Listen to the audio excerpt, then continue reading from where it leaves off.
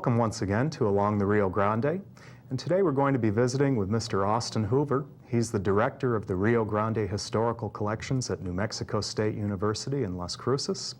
Mr. Hoover, welcome to the program today. Thank you for having me. And hopefully you can tell us a little bit about archives and archives research and some of the many different collections that you have up there.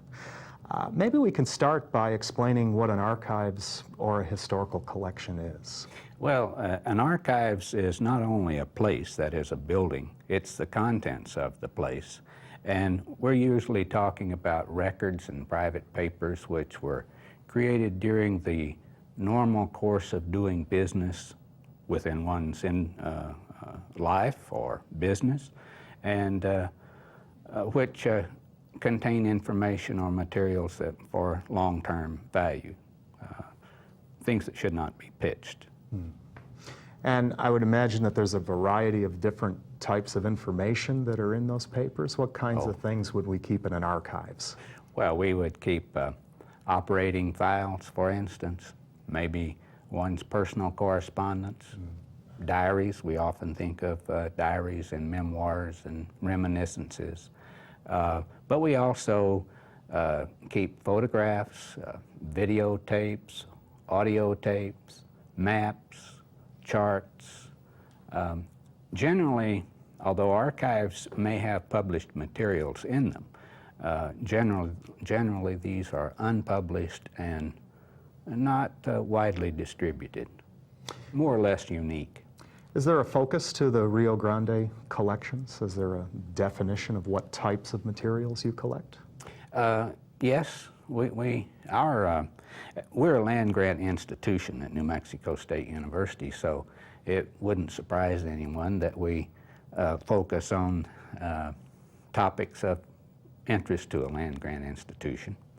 So we collect geographically for the state of New Mexico, and then to a lesser extent along the border and northern Mexico.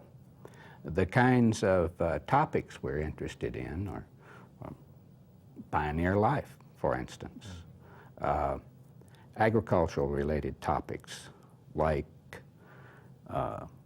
ranching, dry land and irrigated agriculture, and other topics that are related to the production of food and fiber. I see. So we're also interested in natural resources, water, mining, wildlife. That's a pretty broad range of topics that you cover. We cover about everything that one might be interested in. How did the Rio Grande collections get started?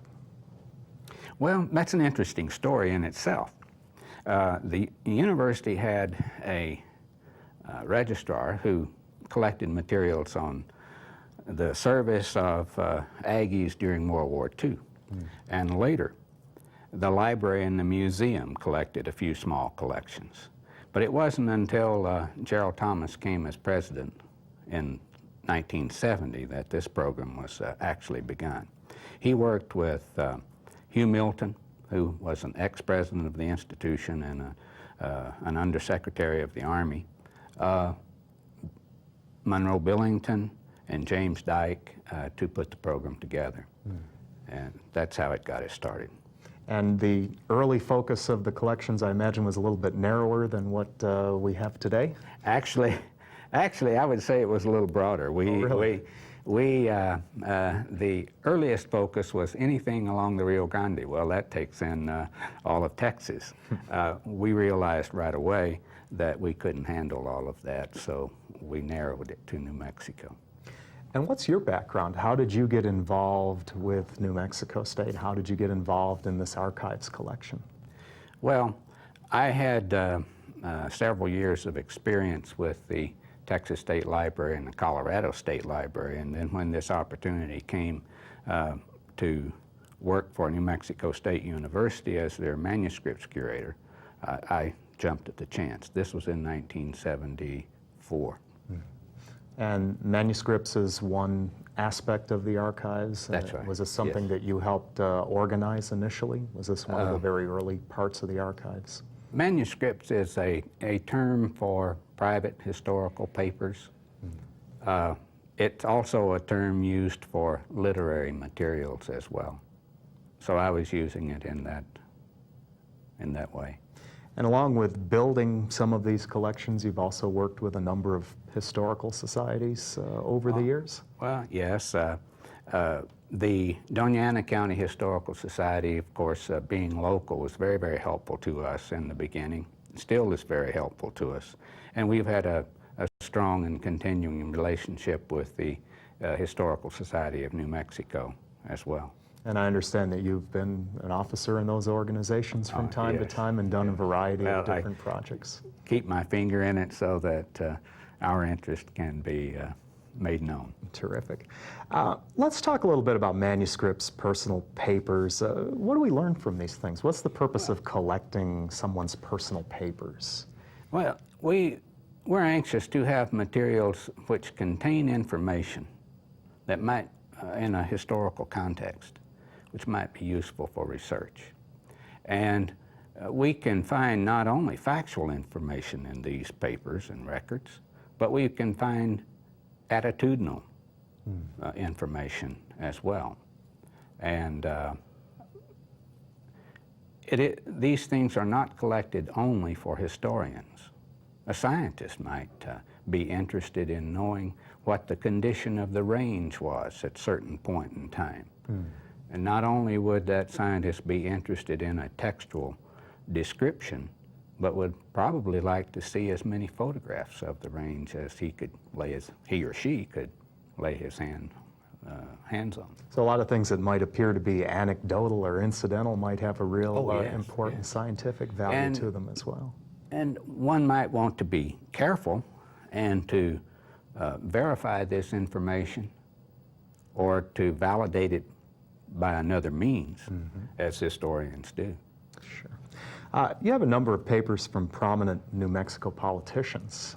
Could you tell us a little bit about some of the collections that you have? These papers range all the way from very small collections to very large congressional sets. For instance, we have the congressional papers of Thomas Morris, who was our representative in Congress for a period of time, and Johnny Walker. This was back when New Mexico had only one seat in Congress, and now we have 3. And we also have the private political papers of Governor James Hinkle. These were not the official gubernatorial records. These were his private political papers, that is, correspondence with his supporters and that sort of thing. So these are not really official records or official documents. These are things that where he might talk about different issues. He might be a little more problems. candid in his correspondence, and those writing to him would probably be a good deal more candid. The types of people that you have in your represented in your collection, do they include people that have maybe had a small contribution over the years? Are there people that we might not know about that were significant enough to collect their materials? Well, we collect the everyman, you and I, others, those who don't reach a high point in our society. Because it's important, or historians and others believe it's important to study everyone, every man. Okay. Let's talk a little bit about some of the natural resources, some of the papers that deal with that, some of the collections that deal with that. What types of materials cover the natural resources of southern New Mexico or the Rio Grande area? We have, well, for instance, mining. We have a considerable amount of material on mining the Oregon Mountains, mining in the Gila at Mogollon, at Silver City, and some in the southwestern corner of the state, plus some other places as well. What kind of records would be in a mining collection? We have photographs, for instance, from Phelps Dodge from the Dawson Coal Mining Company at Dawson, New Mexico, and for the Chino mines, copper mines over at Santa Rita. And the other kinds of records that we would have in this category would be individual family papers who are investing in mines, who are operating mines, and it would include things like correspondence and some of the business records and some of the legal records and mining reports, for instance. So we could learn a lot about the development of the communities and the yes. development of the businesses from these types of records. You mentioned water resources as well. This is something that's very important in our area. What kinds of collections do you have that deal with water? I'm not sure I should mention that in this setting. Water is very, very important to the arid Southwest. And we have, for instance, the Elephant Butte Irrigation District records, the records of the Hagerman Irrigation District, and the private papers of an important Albuquerque water attorney, also the papers of an individual who was on the Northern Pueblo Irrigation Committee for many, many years. And let's see, there are a number of other sets of papers. Herbert Yo, who was a civil engineer and a state engineer for New Mexico, and William Turney, who was also a civil engineer. Mr. Turney's son now is the state engineer for the state of New Mexico. What kinds of things can we learn from water records? Well, we can learn how water was managed, how much there was, the problems they ran into, because in many cases they thought they knew more than they did. Dams were constructed on the east side which wouldn't hold water. We, in the Mesilla Valley, overwatered and waterlogged the land. We didn't know how much water was necessary. And we can, these records also contain information about the Bureau of Reclamation and its management of the water resources. Moving a little bit away from politics and agriculture and natural resources, there's also some literary people that you have some of their papers of. A number of people that have been important in the literature of our area, in the literature of New Mexico. Could you tell us a little bit about them? Well, one of the most important collections we have, and probably one of the largest in the country, dealing with Eugene Manlove Rhodes, a Western, in quotes, writer. Bernard DeVoto called him the finest novelist of the Cattle Kingdom. You and I might not agree, but he was certainly well received. We have a very large collection on him, and our library also has all of his publications. We have the manuscripts of poet and novelist Omer and Elsa Barker.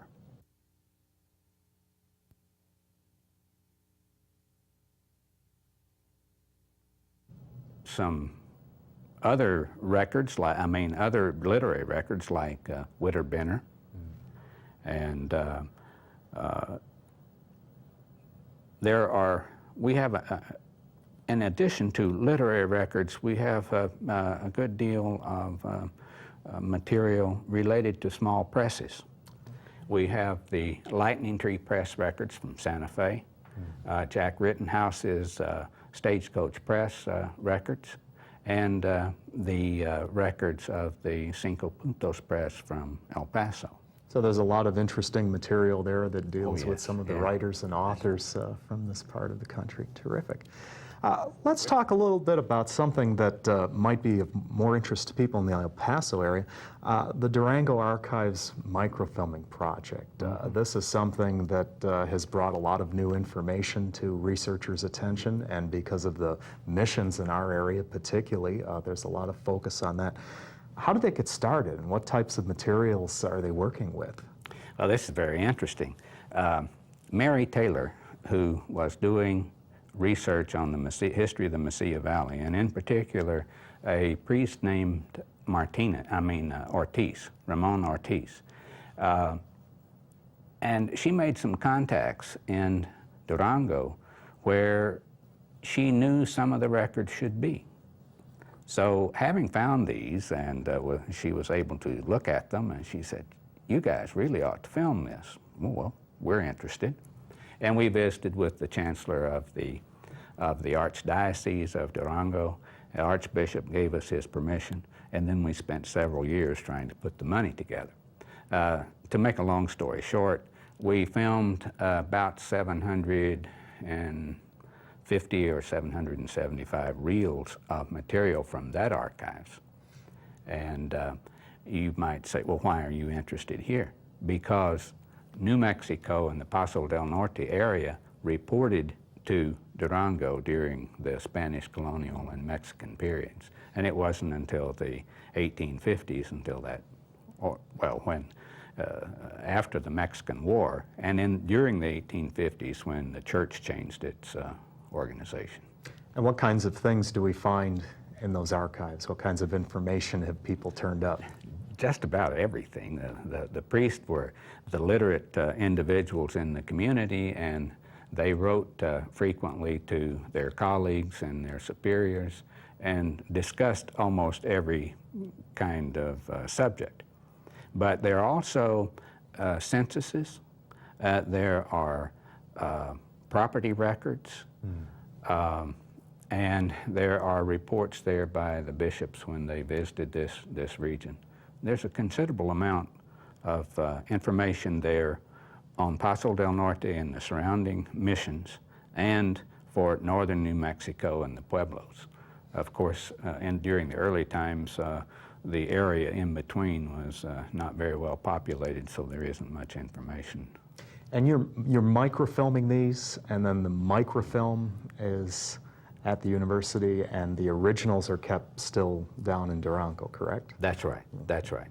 And in this way, they have a film, and we have a film, and theoretically the originals can be retired unless there are extenuating circumstances where an original would need to be examined.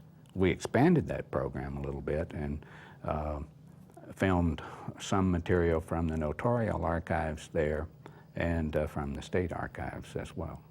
But we're still talking about the same kinds of information. And you probably realize that the Spanish archives of New Mexico and the Mexican archives of New Mexico is a much smaller unit of material.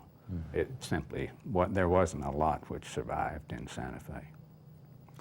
Moving up in time a little bit, another interesting project there was the Jack Rittenhouse survey. What was that all about? How did that get started? Well, maybe we should explain who Jack Rittenhouse is. Jack Rittenhouse was an editor and a publisher, and most people know him as a Western bookman. And Jack traveled widely in the West, and especially in New Mexico, and as he told me once, he said, I realized that when I went to a place the second time, it had changed. Significant buildings were no longer there, or a ghost town had just been, all the buildings had been removed. So he came up with the idea of documenting these places. He identified over 1,000, quote, places in New Mexico. And when he visited or drove through, he'd find something significant to photograph. And he tried to get others to do that without too much success, but he gave us his photographs, and we thought that that would be a good project for us to continue. So we're looking for volunteers, professional photographers, and photography enthusiasts who can help us in this way. And you're talking about taking a look at areas once again, since right. he's looked at them, Right. and document the changes over time and have a good record of communities as they change over time as well. If someone's interested in doing that, what work would be involved? Well, they, of course, furnish their own camera and equipment, their own expertise. We ask them to provide us the negatives and a set of contacts or prints, and to sign a copyright release so that we can make them available for research and for publication if that's desirable. And they simply need to contact us and we can work out a plan. There's enough work there that photographers are not going to fall over one another out there to do the job. And they don't necessarily have to live in that community. If Oh, it's no. a place that they frequently visit or a place that they frequently pass through, they could still help in the documentation. Exactly. Well, perhaps some of our viewers might be in contact We'd with you appreciate about their help if they would help us. You have a very good collection of photographs up there. They cover a wide range of subjects. We've been talking about papers for the most part, but what kind of photographs do you collect? Any kind of photographs, generally. You might say, well, you really want photographs of places, buildings, and activities and events. You really wouldn't want pictures of the family, for instance. That isn't true, because researchers examined modes of dress and styles and all of these kinds of. They keep coming up with ways to utilize this information, this data, we haven't thought of before. So there's a lot of things that you can learn from a photograph, a lot of yeah. things that you can use. You can use it to validate other pieces of information, etc. You know, they say the cliche that a photograph is worth 1,000 words and photographs don't lie. Well, of course, neither of those are true, but they're still very, very valuable sources of information. What are the more substantial or the larger collections that you have in terms of photographs? Well, for the Las Cruces area, we're very fortunate because we have the files of the professional photographers from the 1920s to through the 50s into the 60s. And those are the Reeves, Horton, Ballard, Barataran, and Eby collections of photographs. And so we have a very good collection there. For the east side of the state, a man named Paul Larkham came in 1939 to Roswell and began a commercial photography operation. He was very active. And one of the things he did, which we're very much indebted to him for doing, was when people would come in with a photograph of the family's ranch, or the grandparents own the ranch, or some activity, he would say, "Do you mind if I make myself a copy of this as well?" And they'd say, "Oh no, go right ahead." So we have all of those, several thousand of them. So he created quite a historical Archive. collection He did. himself that Yes. eventually got to your collection. And we're much in his debt, because otherwise we probably never would have seen many of those historic photos. And do you have photographs that deal with some of the communities around Las Cruces, some of the mining towns, some of those areas as well? We have a very large collection of photographs from Santa Rita.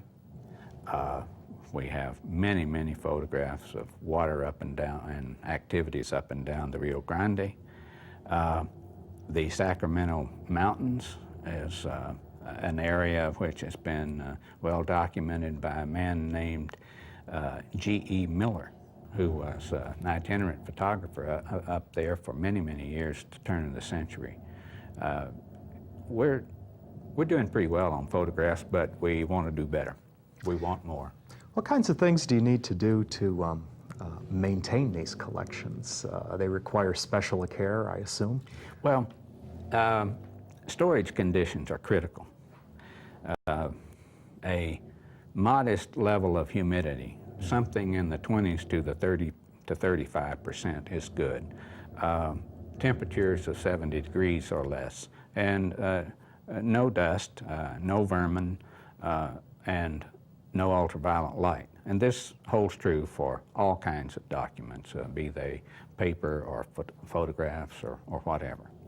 We are storing our photographs, for instance, in freezers and in refrigerators. So using self-defrosting refrigerators, we can control the humidity for storage of our color materials to about 25%, keep them at 34 degrees Fahrenheit, and we freeze negatives which are on a nitrate, cellulose nitrate, or a cellulose acetate base.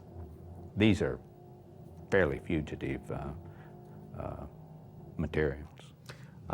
The pictures that the average person might have in their home, how long are those pictures going to last? Do they require very special care? If they will store them carefully, they will last a long time. That is, the black and whites will. The color is much more iffy because everyone has had the experience of having some color photographs or slides taken in the 50s turn pink on them. But they will, some of those photos taken in the 1880s today are just beautiful. But most of them have been packed away in someone's trunk. The important thing is not to exhibit them, not to discover that beautiful photograph, frame it, put it on the wall where the sunlight comes in 2 or 3 hours a day. Are there plans underway with new technologies and that to put these onto discs or put these onto computers? Well, actually, we do a little bit of that. I shouldn't say a little bit, that's too modest because we were among the first in this region to do it. We digitize, scan the photographs, record them onto a CD-ROM, and make them available through the use of a computer. And the problem here is that we have several thousand, perhaps 12,000 images, but that's only a fraction of something like 600,000 images we have, and it's a very, it's not a rapid, it's not a quick process. And it isn't a preservation medium because that's not a way to preserve them. The preservation has to come another way, either on long-term microfilm, which is good for about 500 years, or by saving the film, as I suggested, in cold storage. My colleague Tim Blevins used to talk about passive preservation when he was talking about the value of digitizing these photographs. By digitizing them and making the image available on a screen, we're not mauling them or handling them and damaging them in that way. So it helps them to some extent, but it won't actually replace the preservation process. That's right, that's right. There's a real problem in migration of this data from one technology to the next. Well, there's certainly a lot of interesting projects that are going on up there at New Mexico State University, and it sounds like your collections are growing on a regular basis, and we hope that maybe some of the viewers can help by bringing some materials to you. And I want to thank you very much for coming and visiting with us today on Along the Rio Grande, and we want to thank all of you for joining us as well today, and we hope to see you on our next program.